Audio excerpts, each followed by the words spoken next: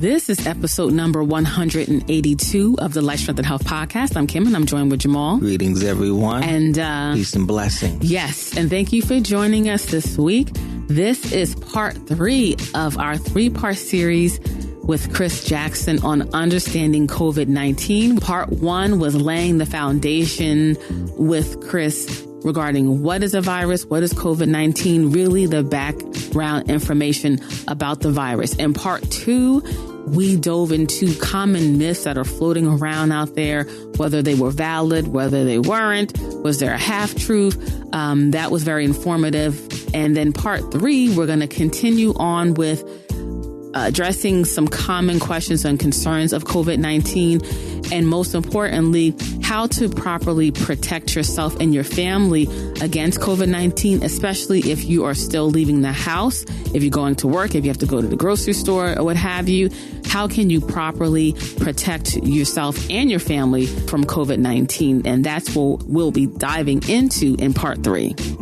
Yeah, and I really enjoyed this particular segment because since listening and learning these kind of tips that he gave, we started incorporating these things into our life. Like, we had a decent practice before, but it really opened our eyes that, there was a lot more that we could be doing ourselves. So we started to incorporate a lot of these things at home and, just feel more protected in doing this, especially for our elders. Right, definitely. Yeah, it was definitely eye-opening. Like you said, we learned a lot, and we hope that you learn a lot from this as well. And as I mentioned with the first 2 parts, please share this episode with as many people as you can. We want to get this information out so that we all stay protected and safe. And the show notes page for this episode is lifestrengthandhealth.com/182. That's lifestrengthandhealth.com/182. Okay, so without further ado, let's dive into the discussion. So let me ask you a couple of questions. And we'll come back to some Q&As at the end. Safety. One of the things that we've been educating people on is just eating right, just proper nutrition and doing things to make their health as optimum as possible, just looking at this thing holistically. But there are other things, a lot of information that is out there in regards to safety and hygiene and things like that. Can you share with us just thorough ways for people to protect themselves? Indeed. So here is a general action plan for the listening audience and those who are listening now in the archive. So 1, you want to follow the advice coming from WHO, CDC, and other health professional organizations and individuals. That's number 1. Now, on top of that, there are extra things that we should be doing. So, of course, it's recommended you do social distancing. Mm-hmm. So, stay away. That's an effective plan. Of course, we go ahead. Yeah, let's stay there for a sec with the social distancing. I'm hearing kind of mixed. I'm hearing 3 feet. I'm hearing 6 feet. I'm hearing 8 feet. What's ideal? The further the better. See, gotcha. Actually, think about 3 feet, for example. Mm-hmm. 3 feet is, 3 rulers. Right. Yeah, but if I could sneeze on you at 3 feet. Mm-hmm. Right. Mm-hmm. Now coughing, a cough normally it doesn't travel as far as a sneeze. Mm-hmm. Because if a person coughs and you see and they're looking at you, so you have person A who has the COVID-19, person B does not. They're facing each other. The second person coughs, you have a little time to step on back. Mm-hmm. If you do it immediately. Right. Now the person sneezes, you got to do electric slide back. Hold up. So, but if you're 6 feet from that person, you double up 3 feet, then you increase your chances you decrease your chances of the droplets coming to you. Because remember, once it shoots out, then it drops to the ground. Right. So further the better. So, and, people, make good judgments. Mm-hmm. Remember, think about 3 feet. 3 feet is 3 rulers. You can talk to somebody, have a full-blown conversation at 3 feet. Mm-hmm. Yeah. Like regularly, because most conversations, and I'm just approximating here, when we're talking to people, and there's no like outside noise like being in the club, you're usually between 1 to 3 feet anyway, right? Mm-hmm. That's a normal conversation. If you're in a club and it's a lot of noise, you're standing between 1 inch to 1 foot, mm-hmm. right? So, just really, people have to make the judgments, regardless of what's being put out there. The further, the better. Yeah. Yeah, makes sense. Mm-hmm. So, do your social distancing. If your city said, do not go outside and play the basketball court, do not go out there and play the basketball court. Mm-hmm. Now, usually a person might think, well, I'm out here by myself. Nobody's out here sneezing and coughing on me. Keep in mind that person is thinking as an individual. When you're dealing with city and government officials, they're not thinking about you and your personal feelings and your personal perception. They're dealing with things as a group because they're concerned with what's called herd immunity, mm-hmm. and the health of the entire group. So if you get the group to stay inside, then the group stayed inside. One individual goes out, that one individual could bring something back. So in order just to solve that altogether, no one goes to the basketball court, if you will. Because now the healthcare professionals and others don't have to waste time getting you to get off the basketball court where they could be dealing with things that are more important. Mm-hmm. Okay, so that's that. Next. Hygiene. In the healthcare field, we are trained, we are taught that the most effective way to decrease and or stop the spread of germs, viruses, pathogens, bacteria is hand washing. That has been proven as a fact. The most effective way to stop the spread of diseases, especially for healthcare people, is washing hands with soap. I'm saying it again, soap and water. That is the most effective way because your hands are the primary transmitters of diseases, pathogens, etc. So people in general are, not as clean as we would hope them to be. Mm-hmm. So, for example, I went to see a patient and I go into the room and this patient is in the bathroom. The patient comes out of the bathroom. Mind you, the sink is right there. As soon as you open the door, you cannot escape the sink, mm-hmm. But this patient decides to bypass the sink as if the sink is not there and proceed to walk to the bed. And I said to the patient, pardon me, in our effort to halt the spread of germs and diseases, etc., we would like for everyone to wash their hands when they come out the bathroom. So when this patient goes to the sink, I said, let me watch and see this person's hand washing technique. Mm-hmm. And the patient simply ran the water and was rubbing the hands under the water.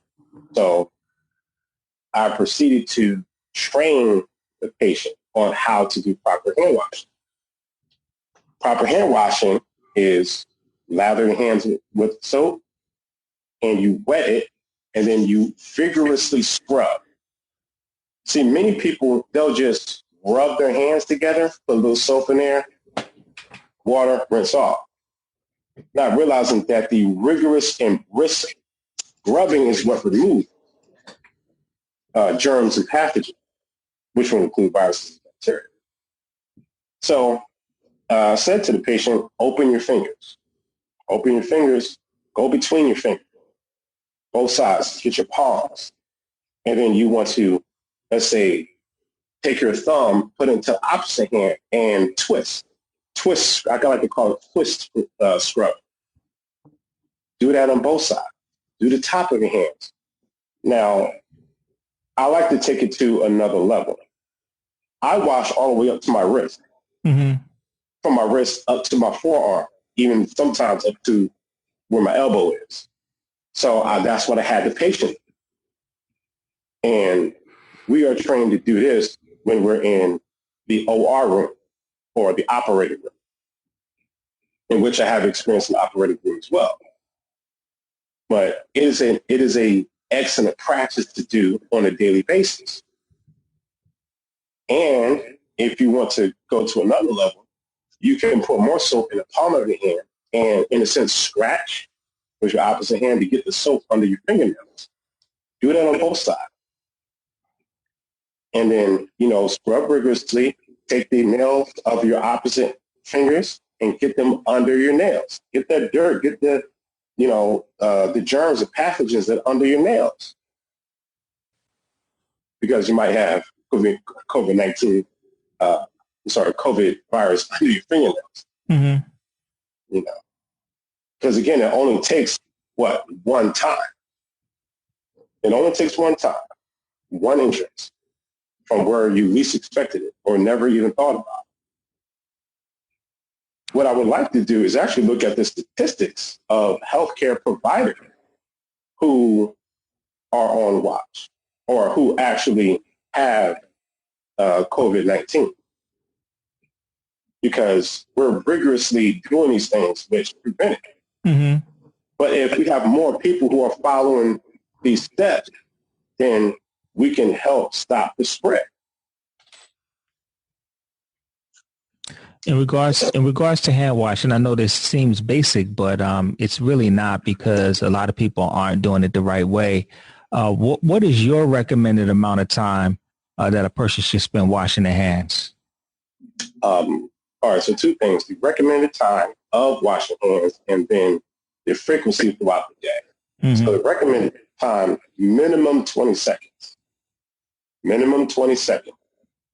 I have an aunt who's also in the healthcare field, and she says, say your ABCs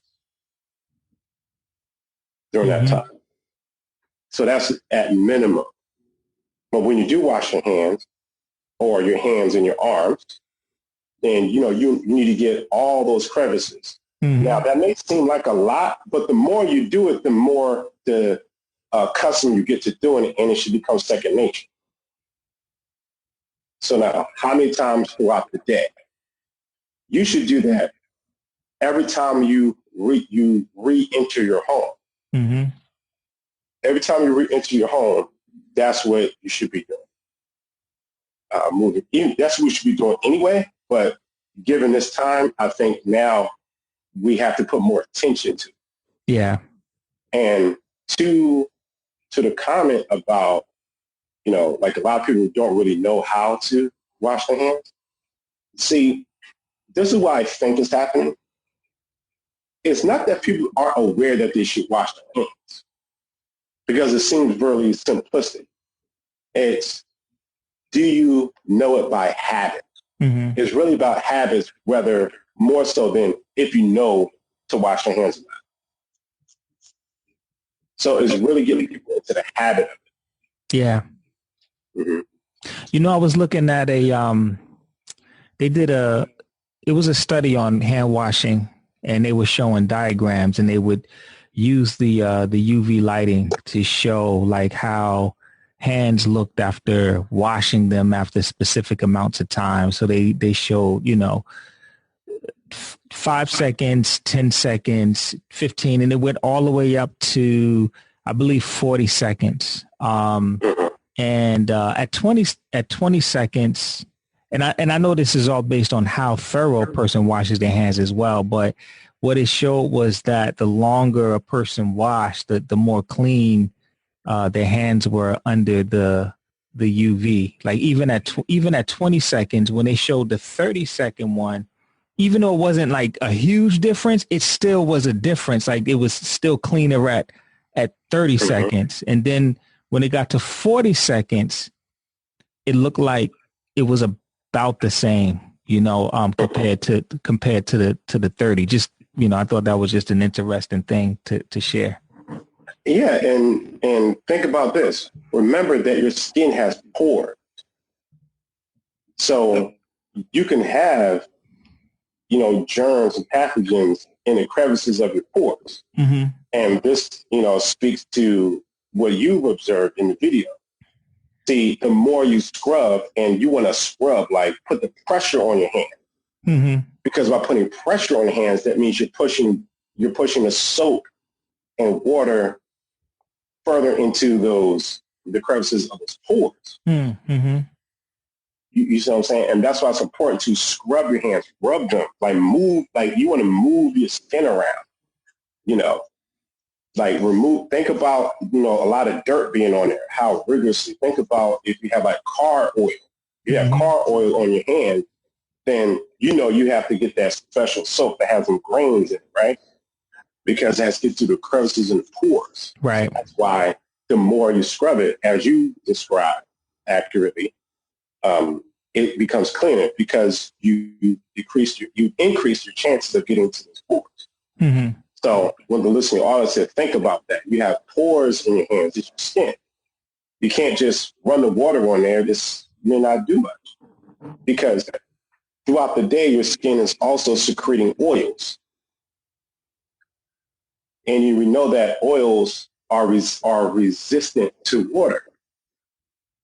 So if you have germs and pathogens and viruses and bacteria on your hands, and then your skin is emitting or secreting oils, and it gets over top of the virus or the pathogen, and you just running water on it, it's not going to do much.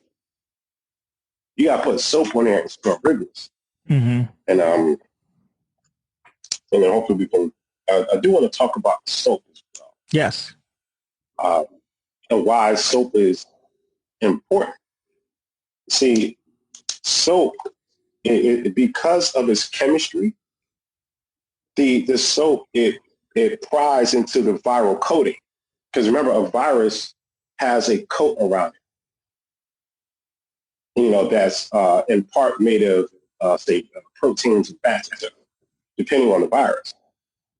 So soap, its chemistry, it breaks apart the viral coating, exposing its internal contents, which is the DNA or the RNA, rendering it, it degrades it.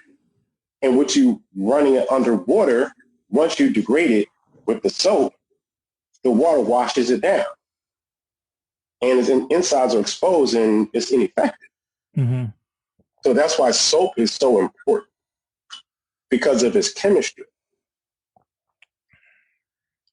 Okay? Now, you can use hand sanitizers. Now, use hand sanitizers to make sure that it has isopropyl alcohol that's 60 to 70% a minimum.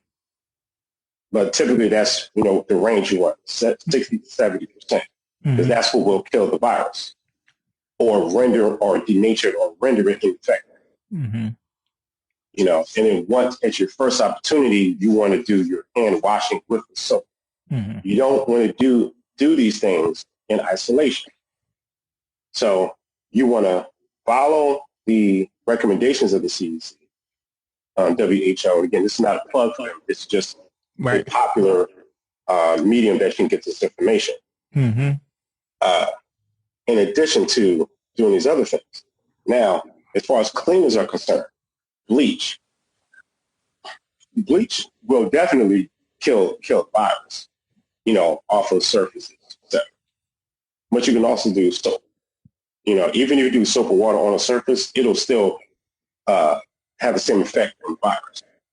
The thing about bleach is that if you do too much of it, because, now some people may begin to go to extremes. Yeah.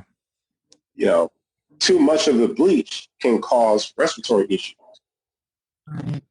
So still you utilize it on certain surfaces, but you don't want to stay in that, in too close of a proximity where you're breathing it in frequently. But if you're constantly doing your hand washing, you're cleaning your shoes before you come into the house. Mm-hmm. And also think about if you have children, think about that. Remember, people are sneezing and coughing, and you have droplets coming out. It goes to the ground. You're walking on the ground. Mm-hmm. It gets on your shoes. You walk into your house. You've now brought that into your house. And then you have a baby. Your baby crawls on the floor. That's direct contact. Mm-hmm. Your baby goes over and plays with your shoes when you're not looking. That's transmission. They put it in their mouth. They're touching it. Then they take their hands, touch their face, put their hands in their mouth, etc. Their eyes, their nose. This is how things are passed. I think that's a huge one because that's one thing that we're not hearing mainstream wise about just because it makes perfect sense what you're saying, but no one's talking about this as far as like removing your shoes before you go into your home, spraying your shoes down and things like that. We haven't heard that anywhere. Well, also keep in mind, think about cultural practice. Yes, so absolutely. See, and I'm going to say typical, because there's always exceptions to the rule. Typical European culture in general, they don't have a culture of removing the shoes before entering home, just removing your hat. Mm-hmm. Where in many other cultures, be it African cultures, so-called Middle Eastern cultures, or even in Asia, there's a custom of removing your shoes at the door. Mm-hmm. Because you are entering into what was called sacred space. Yes. So this is a beneficial cultural practice that we now are called to, put a eyeglass on this practice. Mm-hmm. And say, hey, let's really focus on this, take it to the next level with actually cleaning the shoes as well. Because, this is only just my opinion. I think the reason why that's not mentioned, by the popular news media is because it's not part of the cultural practice. Right.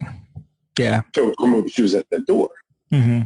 Now, a lot of people who work in the medical healthcare field, because we know what goes on floors, because, we're stepping on floors that people have bled on, mm-hmm. floors that people have urinated on, defecated on.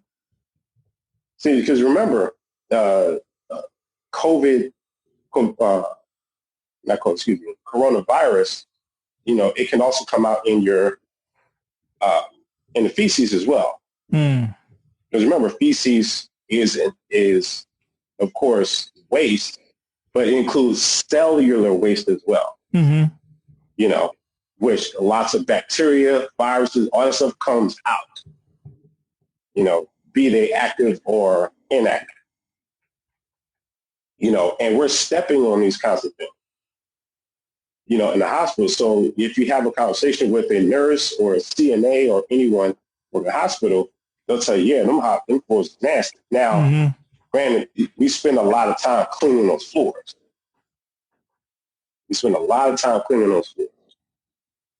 But because, we see these things, a lot of nurses and people in related fields will not enter their homes with their shoes on.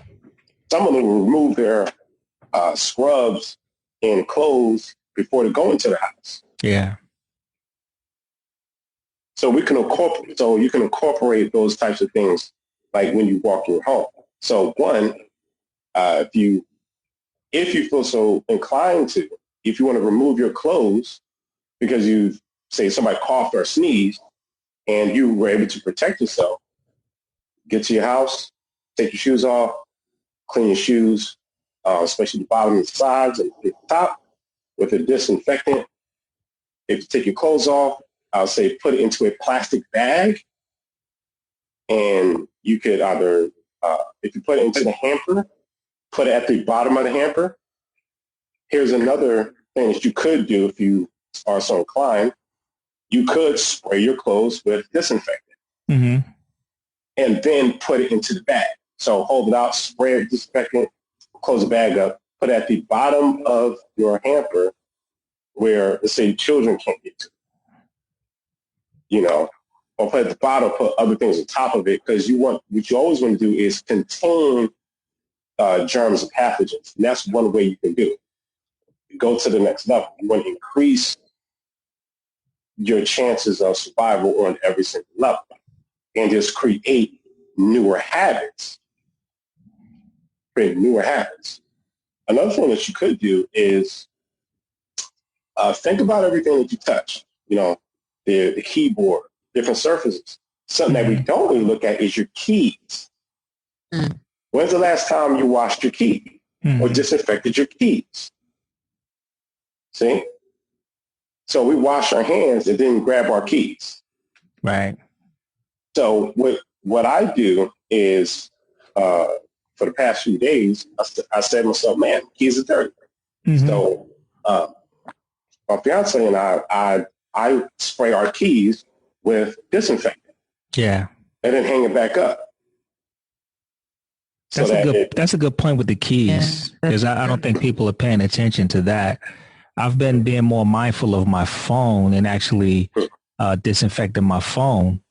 But the keys, that's a really good point. You drop it on the ground, you pick it up. Yeah. Right. You're not really thinking. It's because, we're on autopilot. If you live in a building where there's multiple floors where you have to get on an elevator or even at work, instead of touching it with your finger, you could just use your key and hit the button. So you've now decreased the surface area where a pathogen could get on your keys, and it decreases the chances of transmission from surface to person. Little things that you can do. Sometimes I'm not necessarily saying you to do this, but I'll just lift my leg up and push the button with my foot. You could do that. Make sure nobody's looking, but make sure you wipe it down too for the next person. So, those are things you could do. Your bags, your book bags. If there's some material, wash them. You can wash them. You can even spray them down with the disinfectant. If you are so inclined to, especially if you're doing on public transportation. Because again, you put your book bag on, you sit down on the bus, and it's sitting up against another surface. You never wash it. Think about how dirty book bags are. Book bags, pens, your mouse. If you're walking up to a door in a public place, and let's say the door is not fully secure, but you don't want to touch the knob, you can go to the top of the door and see if you can pull it. See? Little things. Here's another one. If you run out of disinfectant wipes, because again, a lot of people are buying up these items. Yeah, it's crazy. Usually at the bottom, once you use the last few wipes, you'll notice that they're extra wet. You have a lot of the disinfectant liquid at the bottom, so you can still use that. So you can take some tissue or toilet paper, dip it in there, and then use that.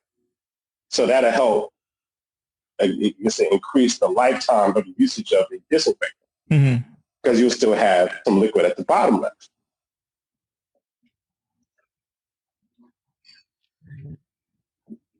What else do we got here? Nutritionally, So nutritionally, definitely follow follow the advice, of is it Life Strength and Wellness Center? Yep, Life Strength and Health. Life Strength and Health. Follow that advice. What you want to do is increase, the nutrients that are specifically for your immunity. Keep your immunity up. Now, here's something that the popular networks have not really emphasized. Two things. You need proper sleep. Make sure you're getting enough sleep. Because, yes. If you don't get adequate sleep, that affects your ability to fight off diseases. Yeah. That's a super one right there. Mm-hmm. You also have hydration. Keep your body properly hydrated. Because remember, part of our immune system is the lymphatic system. Mm-hmm. The lymphatic system is consistent of lymph, which is the fluids that carry like immune cells, etc. Mm-hmm. So you have, neutrophils, basophils, etc. White blood cells. You have killer cells. All these things are carried by lymph, which is the fluid. You have to keep your body hydrated.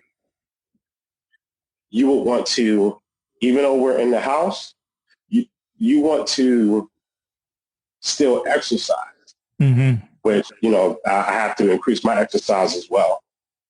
You want to keep that up because that's going to help your circulation. Remember, people who exercise normally, exceptions to be noted, will have better immune responses because you've increased your circulation, which increases the amount of times that your like white blood cells and other cells that for immunity will circulate through your body faster and more times. In which, if you have pathogens, it increases the chance of it catching those pathogens. Keeping your body hydrated. Make sure you're getting your vitamin C. You can drink your teas, etc. Do these things. Now, remember, these are not cures. Right. These are ways that increase your chances of being able to fight off the COVID-19 more effectively. Right. If that virus gets into your body. Mm-hmm. It does not mean that if it gets into your body that you will not get symptoms. It does not mean that. Yeah. Okay. Like vitamin C, for example, it may not stop you from the cold. Let's take a cold or a flu. It may not stop you from having the cold symptoms, but studies have shown that it decreases the duration. Right. Yeah. And you also want to get make sure you got your zinc, et cetera. Now, of course, we don't want to go to super extreme, so don't take 6 zinc pill tablets in one day. Right. Just take the recommended daily amounts, eat your foods, do your smoothies, get more, but you want more vegetables. See, that's not going to hurt. If you want to do garlic, that's fine. It's not a cure, because people say, well, do garlic, it kills the virus. It doesn't do that. Right. But it doesn't harm you.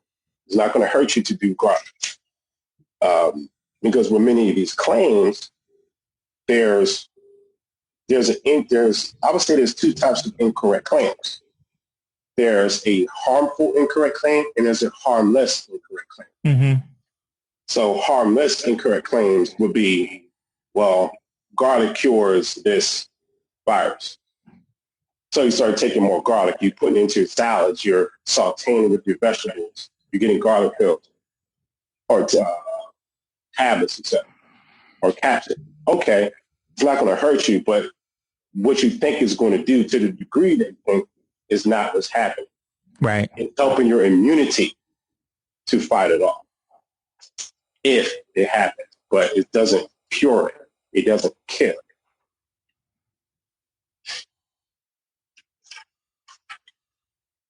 Nutrition, sleep, hydration. So we do have a few more questions left. You want to get into those, or do you still have some more you want to share? We can. Well, I'll take some more questions. Maybe somebody might ask about the masks, but yeah, that was my question. But you wanted to do that first? No, I can. Yeah, let me ask that question in regards to masks. One is, are masks effective? Two, if they are, what type of mask should we be looking for? Okay, so keep in mind that in science, there's no such thing as 100%. Mm-hmm. I'll say it again for the audience. In science, there's no such thing as 100%. There is never anything that's 100% proof. You can only increase or decrease the chances, or increase or decrease the effectiveness of something. So we want to keep that in mind. So the typical surgical mask, which is what you typically see people wearing outside, right, et cetera, going to the stores, those are not very effective. It is not effective. Now, and that is because those types of masks or surgical masks were not designed for COVID virus. You want to get things that are designed for it. So you have the N95 masks, which are designed to decrease the chances of you breathing in air that has powerful particles in it. Remember, it decreases. There's nothing that's ever foolproof. So the typical surgical mask is primarily for like droplets. So if somebody sneezes in your face and you have that mask on, then it could possibly stop if it's directly on the mask, mm-hmm, or halt it. But the problem is not flush to your face. Mm-hmm. And this is why healthcare professionals would tell you that doesn't stop the virus. Many people say it stops it. It doesn't stop it. Because when you put on your face, it's loose. So it can still get on top of your nose, and then you take the mask down and then touch your face, and then it rendered it ineffective. Now, N95 masks that is properly fitted, because there's different sizes. You can't just grab any size of any N95 mask. Yeah. You have to get it fitted for it. And then it's supposed to be flush to your face, which goes over the bridge of your nose, is tight to your cheeks and tight under your chin, mm-hmm, which decreases greatly the chances of harmful particles from the air slipping in the crevices and the spaces. Surgical mask doesn't do that. The surgical mask is primarily for if you are sick, right, if you're coughing and sneezing. Because notice that it has two different types of barriers, the one that's on the outside and the one on the inside. The one on the inside is specifically designed to keep coughing and sneezing and the breath from your nose and your mouth from getting out. It's not designed to keep things from getting in. So think about when you are at the dental office and the dentist and the dental assistant, they're sitting over top of you. You have your mouth wide open. The concern is more so if something falls out of their mouth or if they cough or sneeze and going into your mouth. Because since you are the one laying back, they're not as concerned about anything shooting out of your mouth. Because of gravity, they're over top of you. That's why they have the surgical mask, and it's designed that way. N95 mask is designed to keep harmful particles in air from getting in. So unless you're actually sick, then you're probably wasting the mask by simply walking outside. And remember, I'm saying probably. Because there's always a possibility of, let's say if you're in a room, so you go inside and there's a lot of ventilation on the inside, and a lot of air is moving, if somebody sneezes and you have a lot of air moving, then it could carry it a little further than if it just drops to the ground. Right. And you're inside of a closed space. Mm-hmm. So it's possible that it might help because of droplets, but it's not designed for it. Now, keep in mind that mask, the surgical mask, is probably more effective for bacteria than it is for viruses.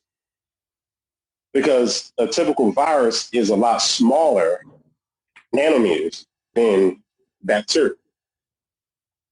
So I want to give the audience like a comparison. So you know how you have the yoga balls or the exercise balls? Mm-hmm. You know how big that is. Now think about the size of a Jack's ball.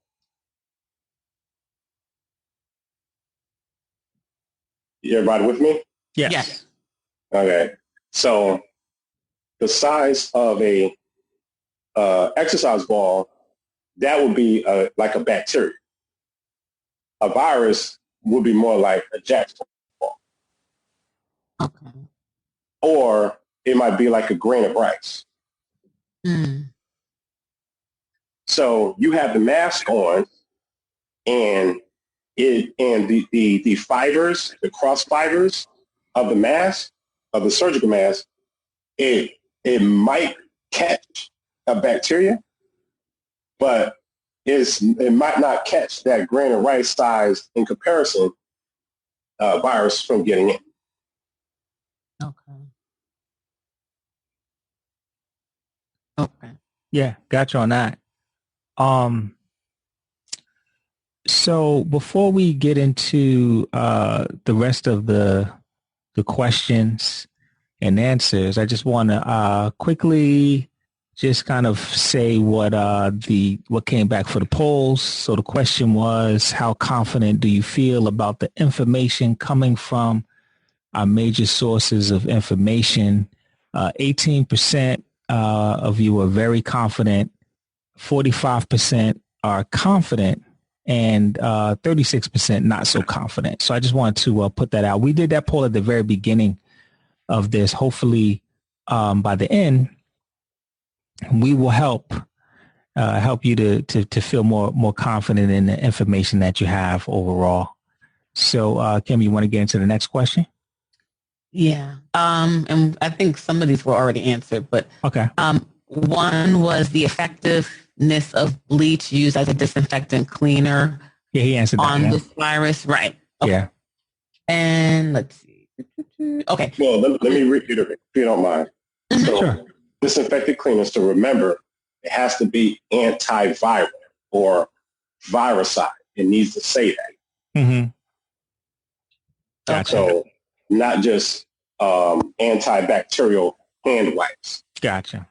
And where it has one active ingredient that's specific to that. It needs to be antiviral or a viricide. Mm-hmm. Okay. The next question is, do you think dogs or cats will transmit the corona to human in the U.S. or vice versa? Anything's possible. But remember, humans already have it. So it's not really a question of whether they will, like, in the future. Mm-hmm. Because the transmission has already occurred. Mm-hmm. Now, is it possible to retransmit? Yes, it's always possible. Right. Yeah, I think that was a question, like retransmitting, I think. I mean, that's possible. Remember that the DNA profile of cats and dogs are a little bit different. So if they get it based on SARS-CoV-2, and then it mutates again, then that's another problem. Mm-hmm. Right. So but again, not to have people panic, but once they get a hold of COVID-2, then we'll be in better shape. Mm-hmm. In regards to either creating vaccines and or possible antiviral medications, or even other ways of dealing with it once they get a full understanding of how it behaves. Mm-hmm. Mhm. The next question is the medication, I'm see if I can pronounce this correctly, hydroxychloroquine. Am I pronouncing that correctly? Hydroxychloroquine, Quinn maybe. Mm-hmm. They are prescribing for the patients who are diagnosed with corona. Why is the same medication that is prescribed to me as for someone with lupus, rheumatoid arthritis patient? How does this medication help with corona? Wait a minute, you said this is hydroxychloroquine? Yeah, the medication that they're using for rheumatoid arthritis and lupus, there was some reports stating that it could possibly help with corona. So they're asking, how does this medication help? Okay, so one, what is the source of the reporting? Is very important. Is this a university study? Is this a hospital study? Is it a medical company or a medical research company? So that should be the first question. Second, what is that medication? If they say it is for what? Rheumatoid arthritis, it's for lupus. Now, what is rheumatoid arthritis and lupus? These are immune system-based diseases. Mm-hmm. So your immune system is say overreacting or attacking your own cells. So if you have a medication for that, then that would therefore be an immunosuppressant medication. Mm-hmm. So if you're taking an immunosuppressive medication, but you are trying to fight a pathogen in which you need your immune system to work at its top, at optimal levels, why would you take an immunosuppressant medication? It's counterproductive. An immunosuppressant medication for someone who has a normal immune system, again, assuming that this person does not have lupus, rheumatoid arthritis, or any other immune system-based disease, then if that person gets has a COVID-19, at least to me, it doesn't make sense to give that person an anti or an immunosuppressive drug. And again, that's initially just thinking about pharmacology. Right. And this is why it's important to understand how the body works and what medications do, how they affect certain body systems, and what is the effect that you're trying to have. Because that medication might be counteractive to something else. It might have contraindications. It'll have risks, all those things, side effects. But initially, me hearing that doesn't make sense. And I'm definitely talking to we talk to a doctor. Like, wait a minute, why would you? What is going on here? So, what is the source of that study? Okay. The next question. This person had a mild fever on Friday into Saturday with stomach issues. They thought which they thought was a 24-hour bug that was obtained from their grandchild who had the same symptoms. Let me see. Okay, so this was passed from one grandchild to another, and then they finally got it. They feel perfectly fine now. How can we be sure that everything's okay if they don't want to get tested? The only way that you're going to actually know that you have the COVID-19, you have to get tested. Like you can't look at a person and say, you have COVID-19. Because the only thing you're looking at is symptoms. And all the symptoms are flu-like symptoms, cold-like symptoms. So it looks like a cold. It looks like you have influenza. Okay. You're not going to know. The only way you're going to know scientifically is get tested. Mm-hmm. And I would highly recommend. The question is, are you still exhibiting symptoms? given the wide, how this this virus is spreading. Now, of course, everybody's not going to have it. You could just simply have a quote unquote 24-hour bug. Right. And hopefully that's all that it is. But take these steps with cleaning, take these steps with your hygiene, make sure your nutrients are up to par, top notch. However, if you're worried, I would highly recommend you get tested. And in fact, since you came into the program listening, I would say get tested. I mean, you don't have anything to lose by getting tested, but uncertainty. The only thing you have to lose by getting tested is uncertainty. Right.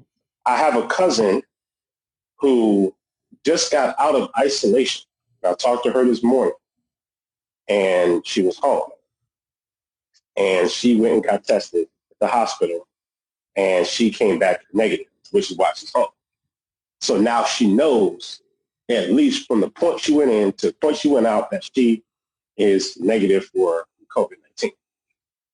Other than that, you're not going to know unless somebody gives you a test. I'm talking about medical professionals. You have to go to the hospital or places that are designated. Get the knowledge. Get the knowledge. Be sure. Don't wait. Because if you go and you look at at least the studies coming out of China, remember, they're human beings just like we are. Again, we're not talking about cultural differences here. Remember that viruses don't care about any of that. When we look at those studies, I've seen within a 30-day period, a person can get the virus enters the body. They won't know. You may not know for a while. It could be a few days. It could be a week or two.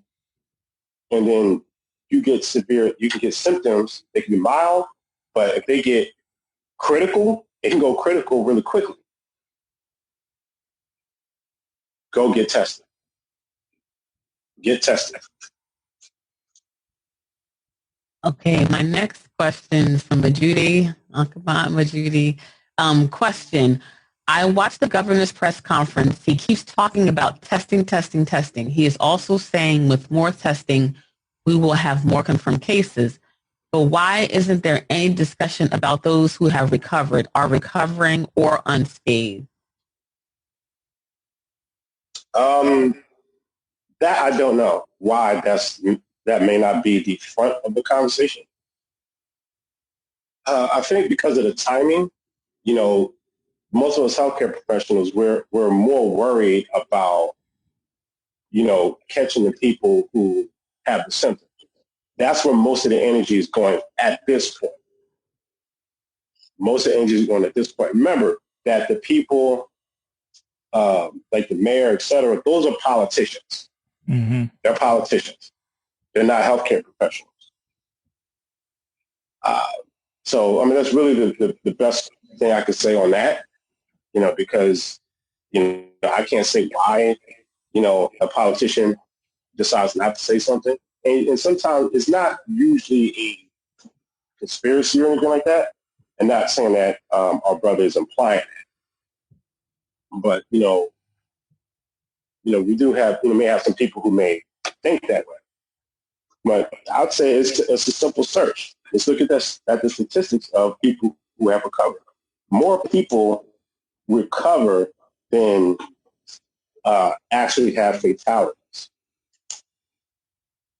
And in fact, according to the Chinese CDC, as of February 18th, they had an 81% survival rate. And those people will have mild respiratory issues. 13% survival rate, again.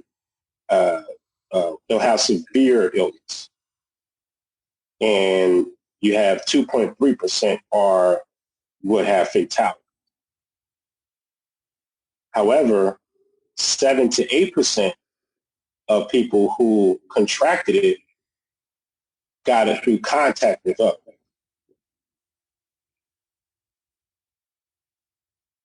And again, that's according to the statistics of the Chinese CDC.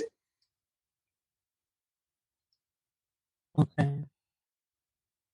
Let's see. Okay, I think we covered this one. Does heat kill the virus? We covered that, right? Yeah, we covered that one, and the short answer was no, it doesn't. None of those forms that you're asking in that question actually kills the virus. It's a myth. Right, it kills it on the surface, but not in the body. Yeah, and then also for everyone that has joined us on the later side of things, and you missed the beginners, we went through a whole MythBusters.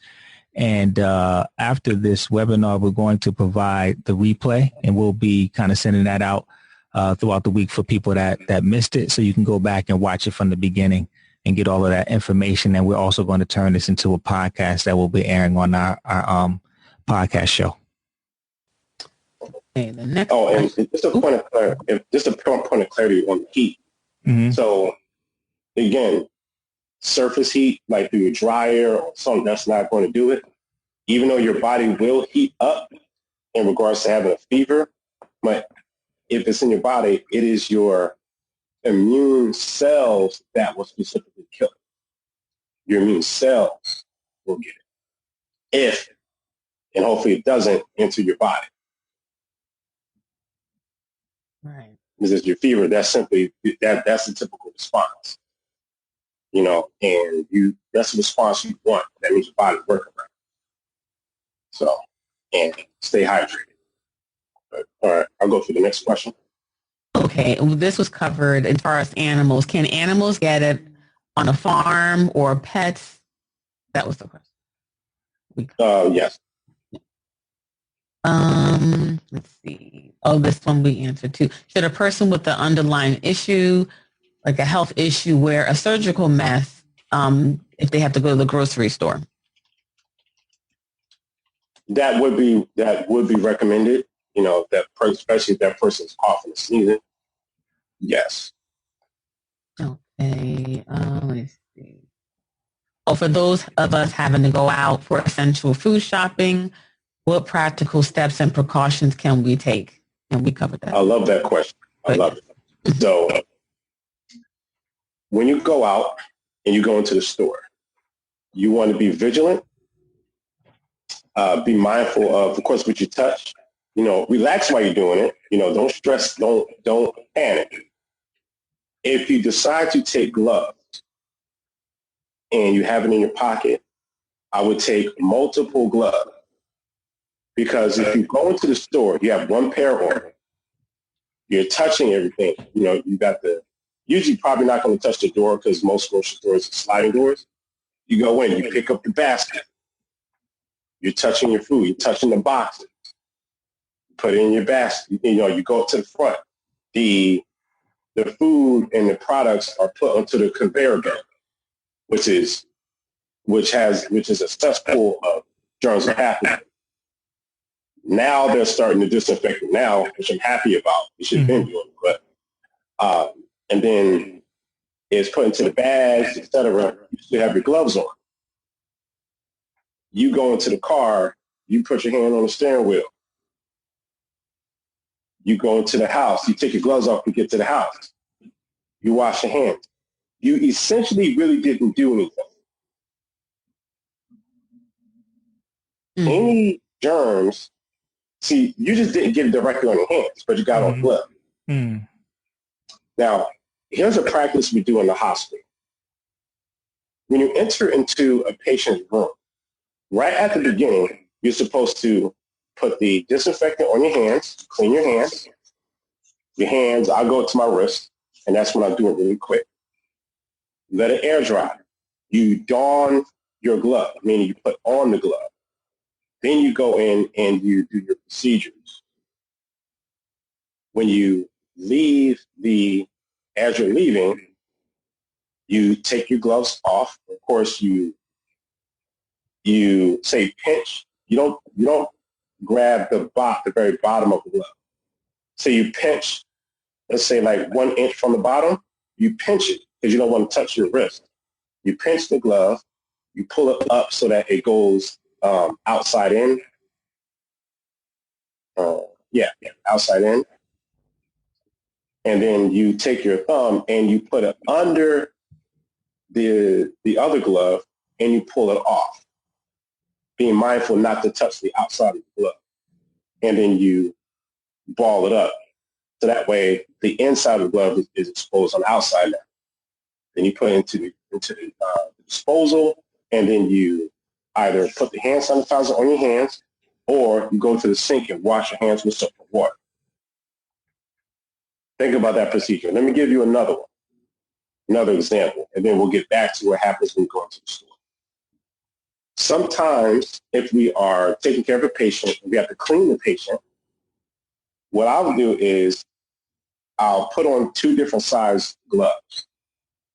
I'll put on a medium-sized glove, and I'll make sure I stretch it, but not enough to break it, so that it covers as much of the wrist as possible. And then I'll put the large size over top of that.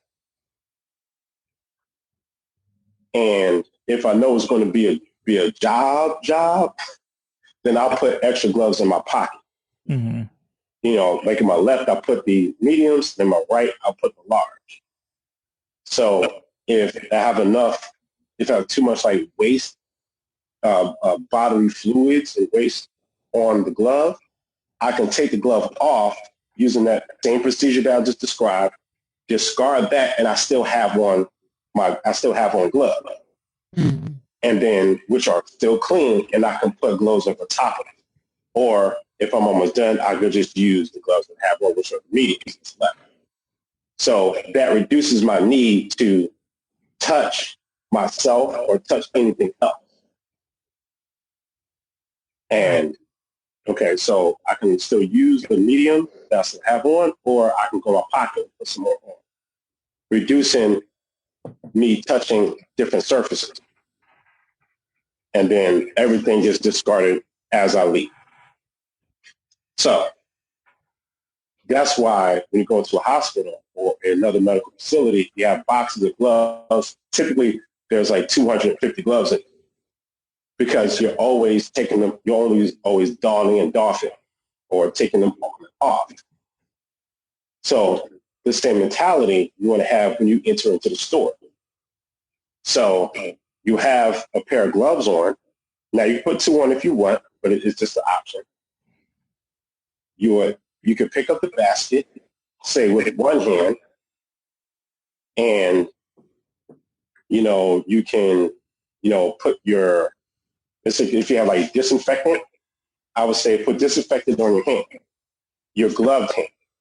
Or if you don't have gloves, you might be in that situation too. You can also wipe the handles or really wipe the whole basket. I've even had the actual hand wipe and used it and picked up the basket and still had it with me. Mm. And you can have a hand wipe in the other hand, and you can use that to pick up items.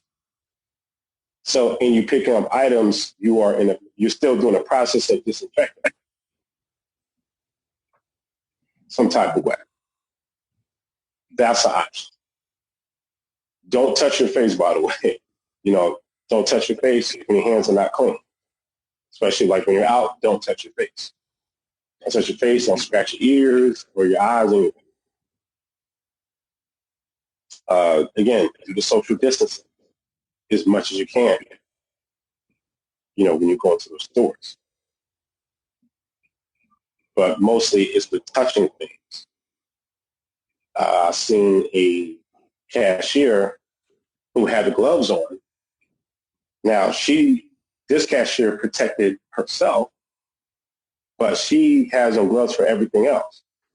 She's not taking her gloves off between each customer, which is the medical mentality of the procedure.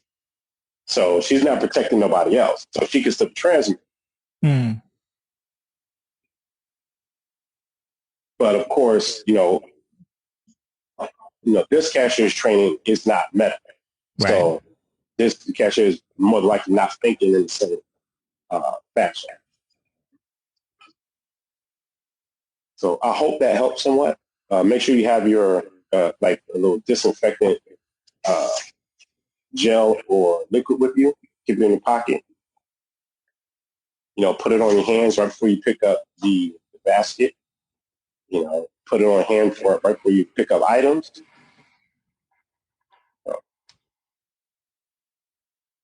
Okay. Next. Here. Let me give you another one. So again, when you get home, remember, remove your shoes at the door. You have items in the bag. You can take your items out. And let's say if you have your fruits and vegetables, take them out, put them directly in the sink. Put everything directly in the sink, and, because you want to be able to wash those things. I think there's like vegetable cleaner sprays as well. Use that. Rinse that stuff down. If you can use a food cleaner that may have some type of food grade soap or something, if that exists, use that. Get those things clean. Cardboard boxes, anything like for delivery, that we have. I've sprayed some boxes and let it dry up. I've done that. And as soon as I'm done, I'll take it to the garbage and don't drag it in the house. And let it sit there, paper bags, things like that. Now, the virus does not survive very long on those surfaces. However, anything is possible. Oh, and then the question about getting items from China. Again, this is not a time to say, well, you know what? I don't like Chinese people because you came out of China. Where the bulk of Chinese people, I'm quite sure, are not thinking in their heads, hey, I want to give someone else the virus. I'm not thinking that. Anyway, items coming from China. The time it takes to get from China to your location, the virus would have died on the surface. So you don't have to worry about that. But if you want to take precaution, you can still wipe down the outside of the box before you touch it, or use gloves to open the box. And then before you take the actual item out the box, remove your gloves. Then take the item out the box, set it to where you set it to the side where you're going to put it, and then take the old pair that you just had on, throw it inside of the box, put on another pair of gloves, take the box, and then take it outside. And then right before you come in the house, right, you come in, take your gloves off and discard it. Wash your hands immediately. I'll take the next question. Okay, this one is kind of in alignment with the grocery store. They said I was a little concerned when the grocery store workers were restocking the shelves and they did not have on gloves. Shouldn't they wear them also, or is it not necessary? What if they have the virus? They are then contaminating products. Scary times. Okay, so workers having on, see, the virus could still be on the outside of the glove. So I would say your concern, I wouldn't say would be whether they are transmitting it that way, because it could be on the outside of the glove. The glove would be more so to protect them, not other people. Now, in fact, let me modify that. Let's just say that worker sneezed on his or her hand. And then that worker unknowingly has COVID-19. But then the worker put on gloves. And it completely covered the surface of where that COVID virus is present. In that case, it would have stopped the transmission from that particular case. But if they don't have on gloves, the only thing they need to do is just wash their hands. Just make sure you wash yours and do everything you can to not possibly transmit. Okay. Okay, the next one is the last question. For those of us with autoimmune conditions, this person has Hashimoto's. I still have to go to work, and working from home isn't an option. Because they're considered to be a critical worker. would it be advisable to avoid the workplace and consider unpaid leave and remain home? If working from home is a viable option, in that particular case, I definitely would take it.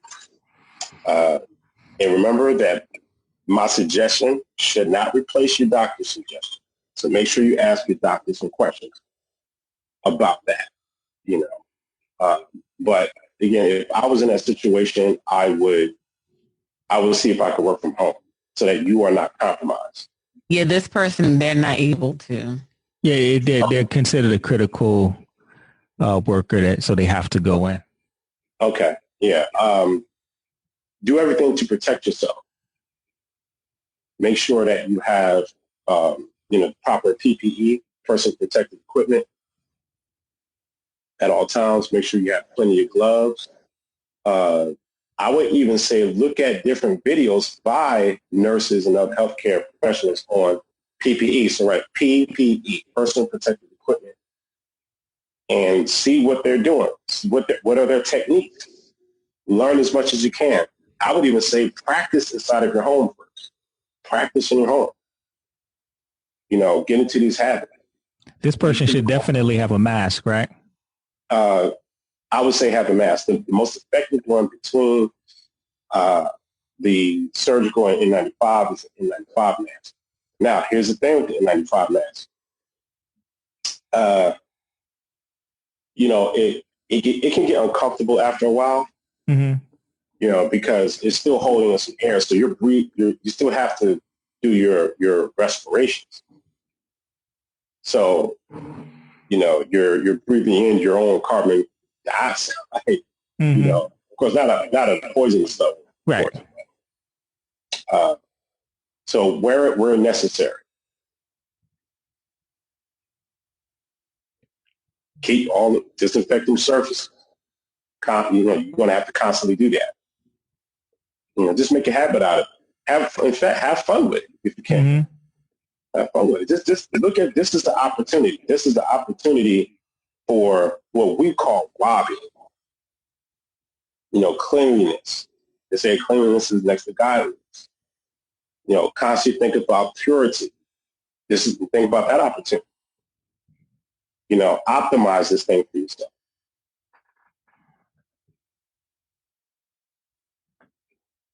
Okay. That was all of the questions. We got through all. So I know we went a little long, but I appreciate everyone that stayed from beginning to end. And for those who didn't, we have the recording for you all to watch later. And Chris, we really appreciate you coming on. This was a powerful show. I think we provided a lot of useful information, and that's what we're trying to be. We're trying to be that source of useful information and approaching this from a holistic perspective, meaning, multiple angles, not just one area, so that people feel more prepared and empowered in how to handle these crazy times that we're in. And in the future, if there's new development and you have some other insight that you feel isn't necessarily mainstream but could be of value, we definitely welcome you back on the show to have a conversation and just kind of check in, in the future, a few weeks from now or so, most definitely. And just to let everyone know, we intend to do weekly webinars to discuss different aspects of how we can support you on your journey at home. And any other thing we wanted to share, Kim?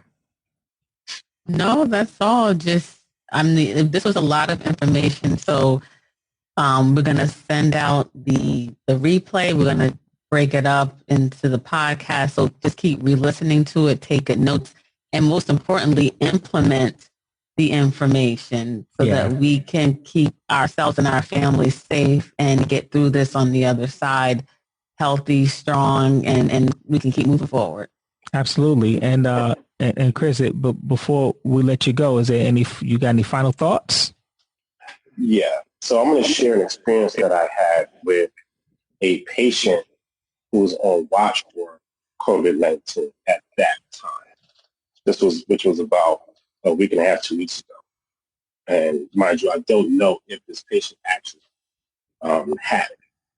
But what I did was this: to go in, and this patient is, she's shaking again because she has a high fever, and this patient is afraid.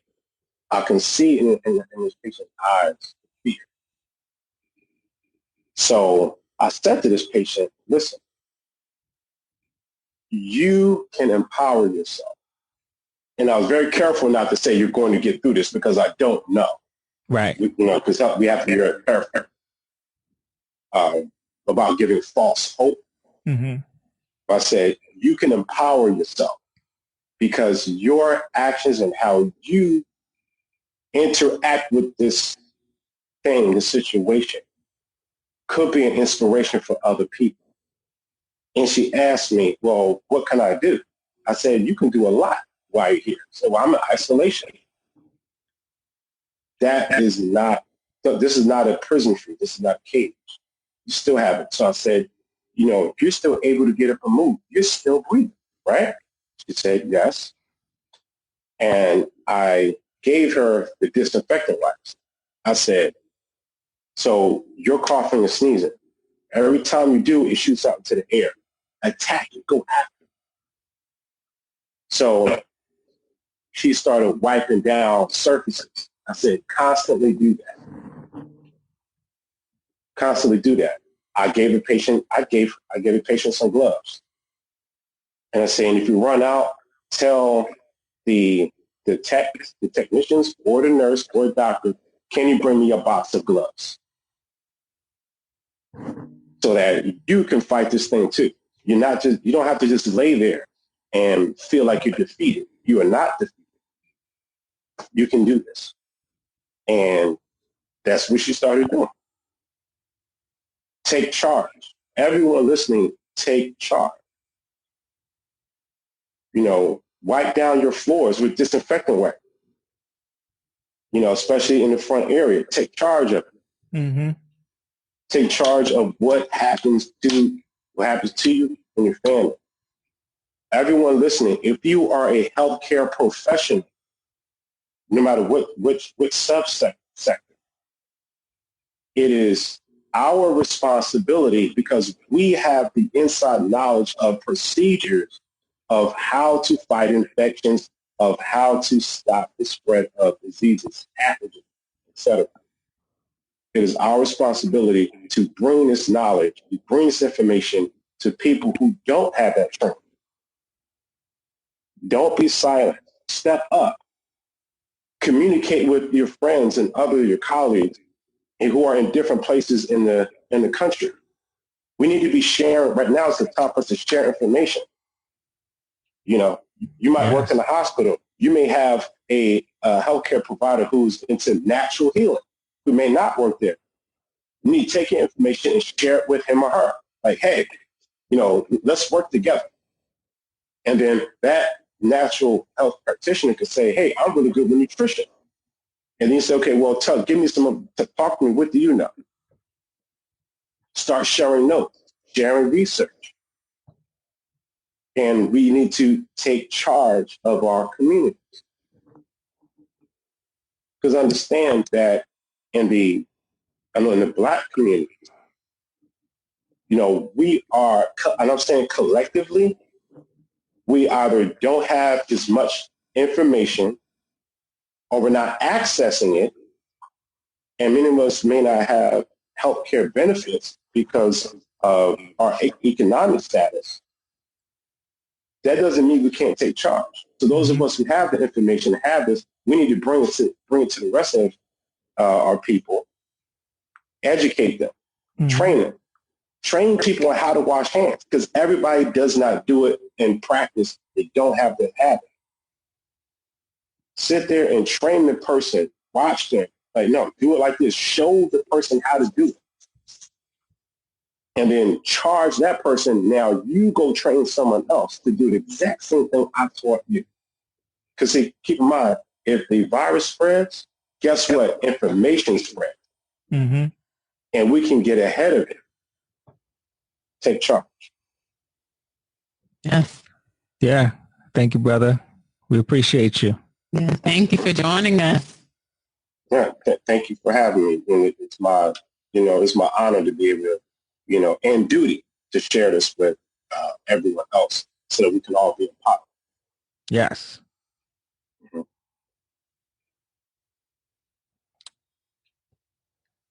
Close it out, Kim. Sorry, everyone. I'm silly. So I just want to say thank you, everyone that's still on the webinar. But thank you for joining us. Like I said, we're going to, once this is rendering and fully rendered on the Zoom, then I will share the replay. I'm going to email it out to everyone. Feel free to share this recording with anyone who you think will benefit, family, friends, loved ones. Please share this video. It's perfectly fine. And like I said, we're going to also chop it up to smaller bits for the podcast so we can get this knowledge out to as many people as we can. And stay tuned for other webinars that we'll have during the week where we're going to share some other information, from a holistic perspective to help us protect ourselves and our families during this time with the coronavirus. Yes. So thank you for joining us. And until next time, live healthier and stay safe. Yeah, stay safe. Peace and blessings. Peace. So that is the conclusion of part 3 of our Understanding COVID-19 series. Hopefully you received a lot of value from it. And as I mentioned earlier, please share this episode with as many people as you can so we can all, learn from this. And what's concerning to me is that when we talk to various people just, about what's going on in their lives, or you hear various conversations, or you see certain things, it just, I'm very concerned about how some people are not really taking these guidelines that seriously. Sometimes if you're not closely impacted by COVID-19, if you don't know anyone that may have suffered from it or so on and so forth, sometimes you can take it lightly.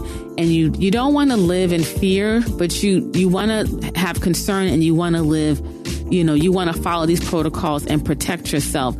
If you talk to enough people, you will see or hear that a lot of people, there are a lot of people that are very lax with the protocols. They feel like, sometimes this is overrated. And that's very alarming and concerning. So with this 3-part series, we wanted to educate, our listeners, educate you on what COVID-19 is, and that, we don't want to live in fear, but we need to take it seriously. And it shouldn't be someone losing their life that or someone getting sick for you to take this seriously and implement the things that we mentioned in this episode. So please share this information, follow the information that was shared, and let's keep ourselves safe and protected. Yes. And before we go, COVID-19 has impacted all businesses. It has impacted Life, Strength, and Health. But we are creative in finding ways to continue to serve and to help people, especially during this day and time where our health and our immunity is one of the many defenses that we have against COVID-19. And if you are someone who wants to improve their health, wants to strengthen and fortify the immunity for yourself and your family, there's no better time than now when most of us are stuck at home. A lot of our obligations are limited in terms of traveling and logistics. And this is the time we have extra time to put our health first and to do those things to fortify and strengthen our bodies and our immune system. And we help people to do that with our virtual consultations. This is something that we have been doing for many years, and it's actually a great time to take advantage of it. And with our virtual consultations, we give you the clarity on what you may be experiencing in terms of health challenges. And we provide you with a customized roadmap to help you to optimize your health and to feel and look your best. Yeah, this is really the perfect opportunity to lock in on your health, because during this time of social distancing and self-isolation, you have the time to focus on you. And a lot of times there are a lot of distractions for people. There's a lot of reasons why people can't focus on themselves. It's a lot of reasons why they can't go deeper with health protocols because life gets in the way. But this is an opportunity for you to get something customized and to have the time and the focus and the force discipline to do what it is that you have to do to transform your health. Yes, definitely. And to learn more about our virtual consultations or to schedule one, just go to lifestrengthandhealth.com. So once again, thank you for listening. Stay tuned for the next episode. And until next time, live healthier. Yes. Stay healthy, everyone. Peace and blessings.